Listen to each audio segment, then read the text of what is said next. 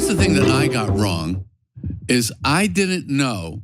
This was all press I was doing for Unfrosted. I did a bunch of it, and I enjoyed all of it. I did not know that people care what comedians say. That literally came as news to me. I don't think as I said, the extreme left has done anything to inhibit the art of comedy. Right. I'm taking that back now officially. Gotcha. They have not. But they have. Wait, what? Okay, so he is all of a sudden backtracking on a statement he made back in April where he said that the left ruined comedy. Now look, the left ruining comedy, hyperbolic. That is a little bit ridiculous. But do some factions of the left try to police comedy because they take great offense to funny comedy? Yeah, they do. Yeah, they do, but I agree with Jerry. Like, I get his frustration. So, like, whenever they're busting Kamala Harris or some corporate Democrat on some extreme left thing that they did, and we're supposed to be to the left of them, and we are, but on economic issues, on things that make sense, they're like, aha, and you agreed, said this.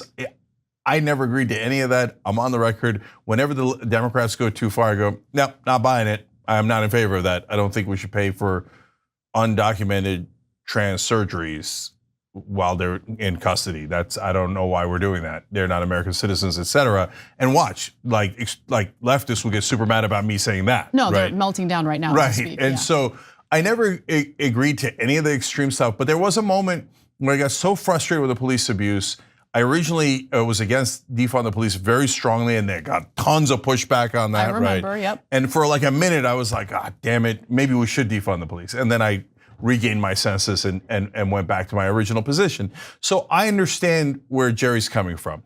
He got frustrated by the leftists, who you're right, do exist, who are like, you can't joke about that, and you can't joke about this, and do you know how insensitive it is to joke about that? Yeah, right? the killjoys who could very easily just not go to a comedy show that they find offensive. Yeah. You know, it's called making decisions for yourself. And if you don't like the comedy, don't consume the comedy and move on with your life. Yeah, and so, but you don't get to be the arbiter of like what kind of comedy everyone else gets to hear. Yes and no. So now, but I agree with Jerry that he did go too far, and I like that he's bringing it back, okay? All right. So, because what he's saying is, look, guys, we got to read the room. That's our job as comics. And Bill Burr's been saying that. A lot of top comics are saying that now. So the momentum has swung from stop crying about people's complaints and do goddamn comedy, okay? Well, that I agree with. Like, I also can't stand comedians incessantly whining about people being offended by their jokes. I get that it's annoying. I get that it's frustrating when people are trying to police your comedy, but also let's not forget who has the power here. Yeah, so let me give you an example of, in my opinion, where we went too far, where the comics went too far, right?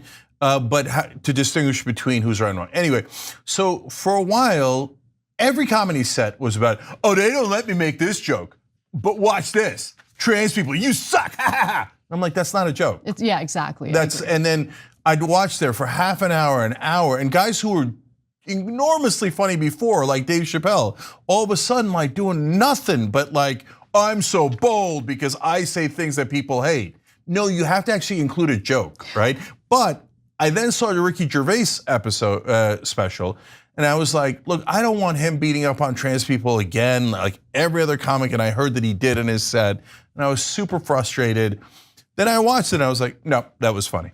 And he wasn't beating up on them. He was making a joke and then saying, but guys, of course we don't believe that. It's called comedy, right?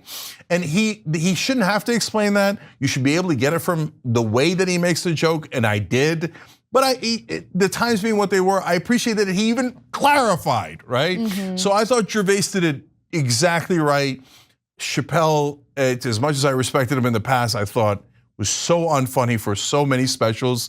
They turned into lectures. Like, yeah. Some of those specials did turn into lectures, and it's like, I get that you are frustrated at the backlash you're getting, but it's getting to your head too much and it's hurting your comedy. Like, move on. 100%. Move on. So it then became like some sort of like debate between leftists and comics, and nobody was having fun. 100%. So when Burr and the others and now Jerry are saying, no, let's get back to comedy and not worry about what the critics are saying. We're comics. So just do your comedy, and if it's funny, people will love it. And do you have to change with the times sometimes? Of course. People used to use the N-word in comedy all the time. They don't use it anymore because people are like, whoa, that's weird. Why are you hateful, right? Because our culture changed, and you got to change with that. You can't be like a cranky old 98-year-old comic going, I remember when we used to be able to say hateful things and people laughed. Now they're not even laughing at it anymore. Yeah, they're not. So move, find something funny. Okay, I remember, there's that NFL guy who's kind of cute and was married to Gisele Bündchen. What was his name? Tom Brady. Tom Brady, okay. There's that NFL guy. So they did a roast of him. They did. And it was great. Like there were a lot of offensive jokes and it was great. Sometimes you just want to laugh. You want to be able to laugh at yourself. You want to be able to just like take some of these issues that are heavy, serious issues and make light of them. Honestly, for a lot of people, the way that they cope with these heavy, difficult, terrible issues in the world is finding the humor in it or resorting to humor in order to cope with it. Like there is an incredibly important role for comedy in today's society. And I just take issue with any group, whether it's leftists, people on the right, I don't care, trying to be the arbiters of what is and is not acceptable comedy. Yeah, but both sides have to adjust, right? I agree, yes, yeah. I do. I agree with that. So if audiences aren't liking your comedy because you're going too far and you're not selling tickets to your shows, don't cry about it. That's when you have to adjust. Yep. But also, let's give comedians the space and the room to fail, okay? And let the market decide. Yeah, and by the way, and if you don't, that's okay too, who cares? So like, if Dave Chappelle thinks, oh, I was funny, and Cenk thinks I wasn't, I hate him, okay, that's fine, no problem. You'll find other people that find you funny. And am I gonna ban him? No, I'm not gonna ban him. It's a free country, he can say whatever the hell he wants. And if you say on the left, well, he shouldn't be able to make jokes that I don't like, that's not really how it works, right? Mm-hmm. And you make the best jokes you got and then see if people like them. It's not that complicated. So Cenk had put in a request for Bill Burr. Mm-hmm. You wanna go to that? Yeah, let's have fun. Let's go to Bill Burr. That's my favorite quote from Tarantino. What? I saw an interview one time and they were saying like, yeah, we know I was trying to write movies and stuff, and they were going like, you can't do this, you can't do that. He's like, wait a minute, he goes, I can do whatever the I want. It's like that, well, that's why your movies are great. Yeah. Whether you like them or not, you're just like, that's the comic I want to watch. I can say whatever the I want. Yeah. Good, I want to see you totally unfiltered. Yeah. That's good. I mean, there's a time and a place, I think, to be filtered. Sure. You know what I mean? There's no sense just going in and showing your ass and being if somebody hires you for a private gig and they go, okay, perform between these two lines. You're not Lenny Bruce if you go in there and you go outside and you're right. Because you agreed to do that. Right, you do a corporate gig for a Christian church. Right, but if you're at like a comedy club, it's like, no, you're a guest. Not everybody's gonna like me. Yeah. I don't know what to tell you. I don't need everybody. I just need enough people to fill up enough of wherever I'm playing so I can continue doing this. I'm guessing you think that's the right take. Of course. Yeah, that's the right take. I agree with that wholeheartedly. Yeah. Last thing on that is, you remember that they canceled me for jokes, right? So at first it was the right wing, the alt-right back in the day that attacked, that nobody uses that word anymore. Back then they were, right? Now a lot of the right is alt-right from the past. But anyways, so they attacked and they said, oh, look at these jokes that Cenk made back in the 1990s. You naughty boy. Okay, and they pretended that it was real. And then mainstream media picked it up when I was running for office. Yep. And they're like, oh yeah, Cenk meant it and stuff. And the one that I had to apologize for the most, and it was like, that was the culture back then. Yep. It was like everyone had to do the Maoist apologies and stuff. Yep. And I barely did it, and then people got super mad at me and even more furious. So the one that they focused on the most was, I wrote this blog post in late 1990s when I was in Miami about how I couldn't get laid in South Beach and how pathetic that was, okay? Because I'm like, look at all these models and it's amazing, but I can't. And then I said at the end, well, obviously the problem is the genes of women where they don't want to sleep with me enough, right? It's an obviously self-effacing joke about me, yeah, right? Yeah. And everyone, literally everyone, from the right wing that hatched it to the left wing who believed it to the mainstream media who propelled it, all pretended it wasn't a joke. And I was saying that there's something wrong with the genes of women. I'm so sick of the hall monitor. Yeah. I'm so sick of it. I just am. Sorry. You can get offended by that if you want. I am so sick of the scolding. I'm sick of the bad faith attacks. It was abundantly clear that you were being self-deprecating in that blog post from the 1990s. Besides which, who gives a f? So all of that is true, but you know what I did? I just adjusted. Okay, so mainstream media is going to be unfair. Oh, good news. I've got a media company, and why don't we beat them? And then we'll take their jokes and pretend they were serious, and we'll humiliate them and scold them, and then they'll go, no, it's not fair. Of course, we won't do that because we're fair. But that's okay. Look, guys, you're in the battlefield of life, in a sense. Whatever your profession is, whether it's talk show host or you're just an engineer and you want to excel at your job, or if you're a comic, and you've got to figure out the puzzle of life. So when you get challenges, even if they're unfair ones, that's called life. So you got to figure out a way to get around it. Put those pieces together. Yeah. So, F mainstream media who lied about me, F everyone who lied about me, but that's okay. My idea isn't I should cancel them or I should cry about it for the rest of my life. My idea is, why don't I beat them and see how they like it? Yep. All right, I'll take it. I like that. I like that attitude. Indeed. So, all right, we got a little bit of time, and you don't have to go to salsa. I know. Okay. I'm sad about it. Okay, let me. This is such a me thing. So here's. We'll go off the cuff here. So we're gonna shoot some ads here tonight for like fun little promos for TYT. Oh no, you're gonna be here too? Oh, you're shooting something too? Yeah. Why? Oh no, that I'm here. Because it's gonna take forever. I wanna be in and out. I don't want to be here past 5:45. No, everyone is very aware of that. Okay, and the schedules have been moved. I back up in my parking spot because I want to get the fuck out of here as soon as possible. Okay. They're like, Cenk, we can abuse. We can keep him as long as we like. But Anna. You like the abuse, Cenk. No, he loves the abuse. No. He says yes to everything. You say yes to things that you should not say yes to, Cenk. Yeah. You're crazy. You're crazy. Yeah, I agree that I'm crazy, and that's what this story's about, actually. So. Okay, go ahead. Okay, and so, but there's a reason why I do it. Why? Because I want to win so bad. That's point one, and you could say, hey, that's good, that's bad, but it is who I am, and I know it, and I'm honest with myself. But number two, I have the responsibility of everyone here, right? So that's true. I don't get to say, hey, I'll take the day off, or hey, I won't do this, because I got to make sure that I provide for everyone here, right? So it's a different thing, okay? God damn it, you're a good boss. Okay, anyways. Okay, so but today, they already have a bunch of ads that they want to shoot. So I wrote 2 more last night. Okay, and so this guy. Okay, continue. Okay, so there's a lot of things that we're doing here.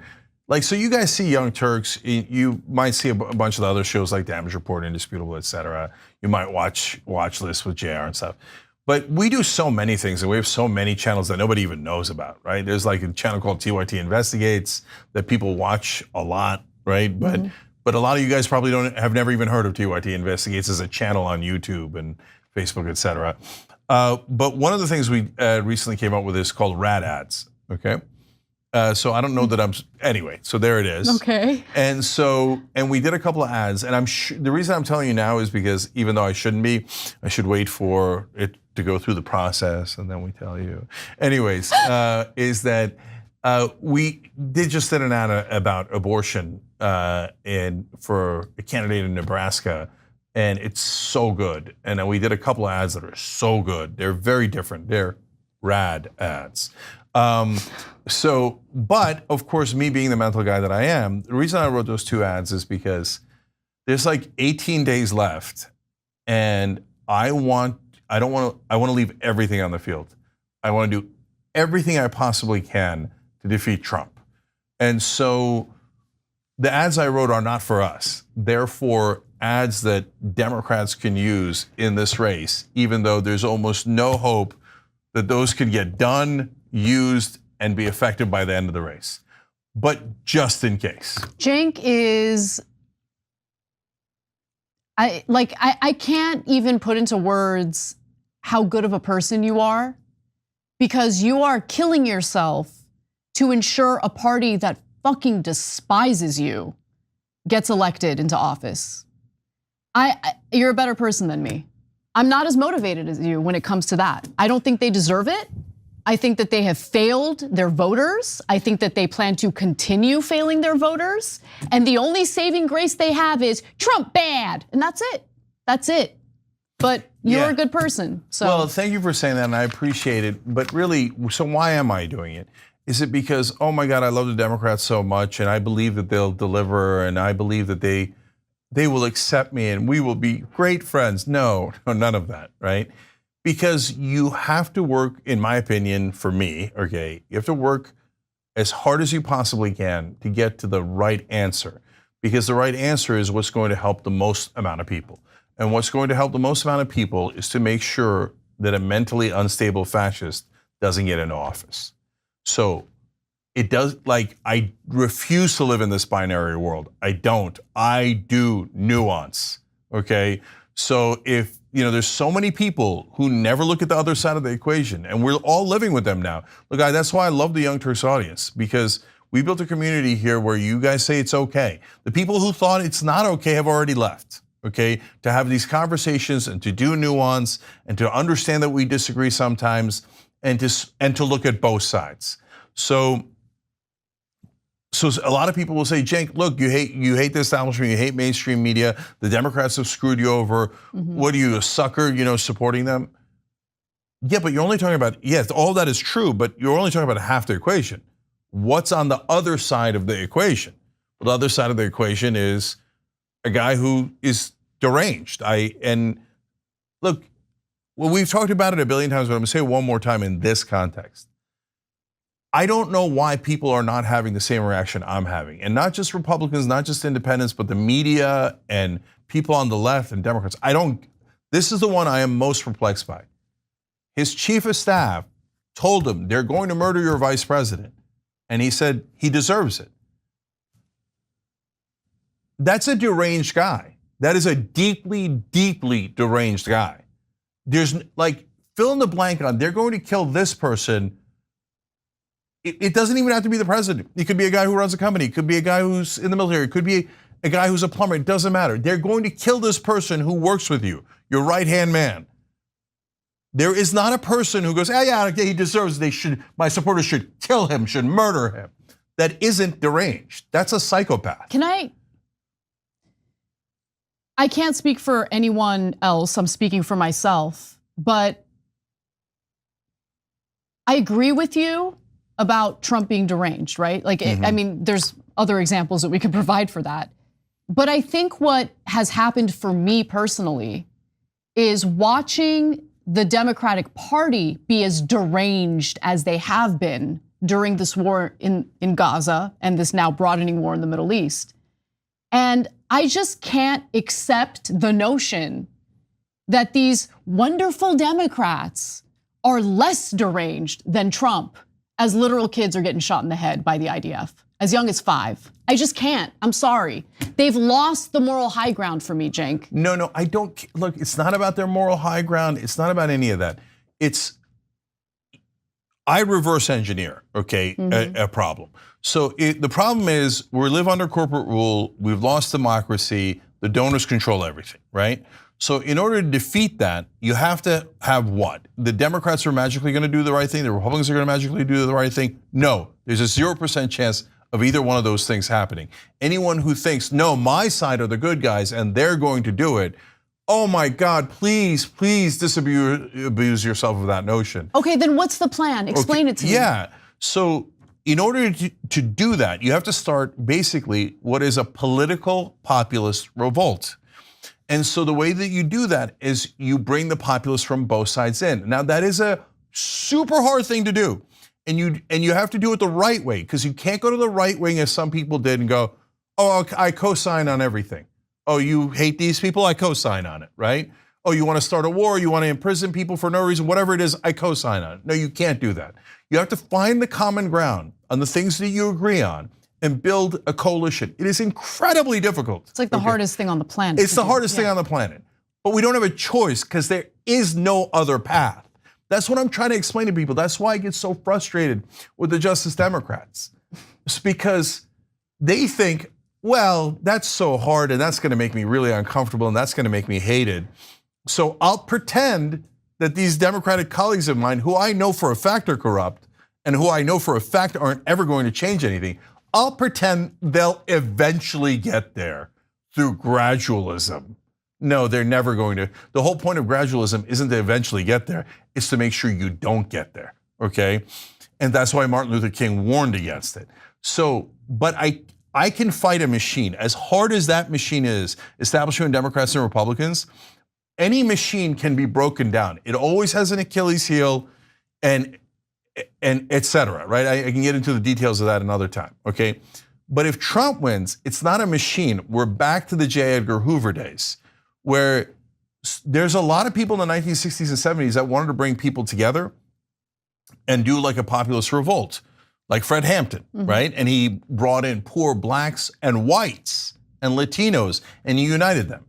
And back then you couldn't win because a certain number of families that went to Yale and the whole skull and bone stuff was real back then, right? And the deep state was real back then, yes, right? Definitely, yep. And so back then, if those families or a powerful person like J. Edgar Hoover decided you're done, they wouldn't try to smear you in the press. They wouldn't do character assassinations. They put a bullet in your head and you're done. Fred Hampton, dead. Yep. Okay, you want to bring poor people together, middle class people together, and rise up against the powerful families? We put a bullet in your head.